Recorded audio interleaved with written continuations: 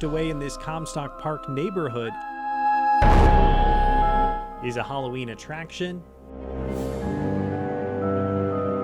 that is truly one of a kind.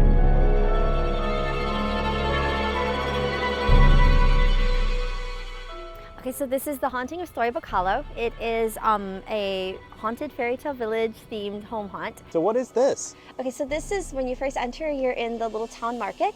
This is Snow White and the evil queen. She's a ghost. All this woods, deer running everywhere. Yeah. And turkeys. Oh man, I'm sitting here and those 8 gobblers, and some of them have nice long beards. I'm going, oh. As long as yours? Longer. Titus vowed early last year not to shave or cut his hair until he was set free. See, I figured I'd be out before Christmas. I could play Santa Claus.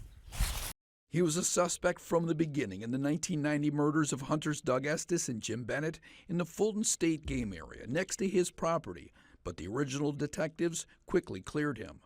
A cold case team later ignored his alibi witnesses, leading to his conviction in a double life sentence in 2002. In prison, Titus worked as a tutor and on the yard crew while making greeting cards on the side. I probably got 15, 20,000 greeting cards. He says he was robbed in prison and sucker punched. Somebody threw boiling hot water with soap in it on my back. That was 20 years, 21 years lost. Yes, it was. I missed the birth of my 3 grandsons. I missed walking both of my daughters down the aisle. Your mom had talked about hoping to stay alive long enough to see you. Yeah, she didn't get to make it. She died in May 19th of 21. The Michigan Innocence Clinic took up his case a decade ago at the request of the original detectives. That led to a targeted investigation in 2017 that exposed serious flaws in the case.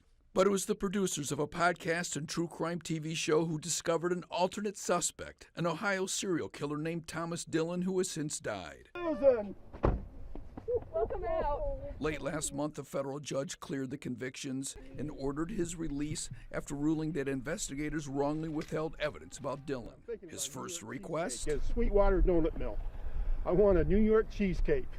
I mean, I'm going to go in, I'm probably going to buy a dozen or maybe even 3 dozen. We'd be honored to buy you a fritter. Well, thank you. I appreciate it. Would you like a fritter? Yes.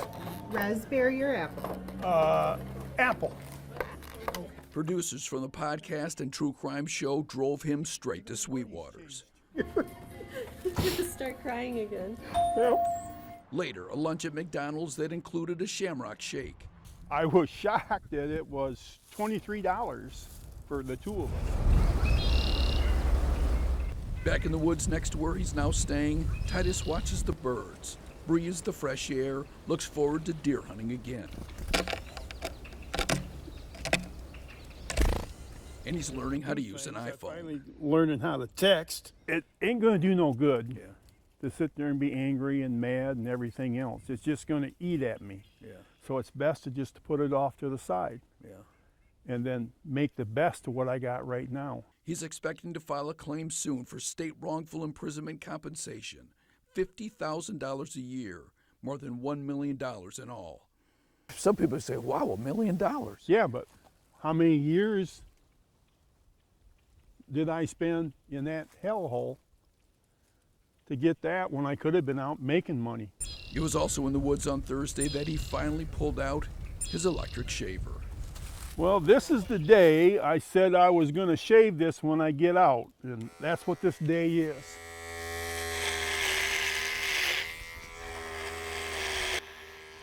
I feel like I'm getting back to be a human. In the future, when somebody hears the name Jeff Titus, what do you want them to think? That I'm a man that went to prison that should never have gone. Jody Perrick's mom says she hasn't spoken with Roy McCann since the night she found her daughter's body here in the Constantine Township Cemetery. She was pretty outgoing and funny, popular in school. She was like a tomboy that wanted to be a princess at the same time. Joe Gilson's only daughter, 11-year-old Jodi Perrick, had been sexually assaulted and strangled on November 8, 2007, not far from their home in Constantine. It changed everything in my life. I mean, nothing's more drastic than all of a sudden you don't have one of your kids anymore. Everything changed. She started searching that night after Jodi did not return home on her bike from a friend's house. She reported it to police and later stopped at McCann's, hoping to find her there. Jodi had a crush on McCann's 11-year-old son, who went by Pokey. Jodi wasn't there, so McCann, who was a Constantine Reserve police officer, joined the search. So I walked down there, flashlight, checking behind the buildings. I didn't think nothing of it. I just thought, okay, cool. More people looking for her, the better. She had known McCann for years and was close with his sister. I knew him when we were younger, and to me he was like a fun, happy, haha, he wanted to have fun, have a good time. I never had a problem with Ray. During the search, McCann suggested that they check the cemetery. It was getting dark then, and that's when I said, we haven't searched there. I don't know where else to search. Let's go get flashlights and we'll meet at the cemetery. We saw the bike was leaned up against the headstone and it was chrome.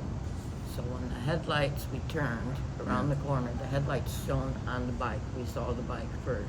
Her bike. Right. Yeah. And she was laying on the ground. She had a black sweater on. I screamed. Yeah. I fell on the ground, screamed, saying, no God, no God, no God. Like, I was like, no, this can't be real. McCann showed up, along with others. Do you remember even seeing him at the cemetery? Yeah, I do. He was the one trying to tell me, leave her on the ground and get away from her. And Ray was there, writing stuff down, talking to people. And I just started throwing up. And I remember telling him that Pokey's gonna take this pretty hard. That is the last time she spoke to McCann. But the thought that he could be the killer of her daughter never occurred to her that night. So what is it, who is it that made you believe that Ray McCann was the killer? Fuller. Michigan State Police Detective Brian Fuller led the cold case team that took over the investigation in 2011. He focused on McCann, a married father of two, who coached racket football and had no criminal record. She trusted Fuller, while other cold case detectives, she says, were investigating whether she and her family were involved in the murder. He was focused on McCann. And I knew it wasn't me, and then Fuller's the only one throwing someone else's name out there.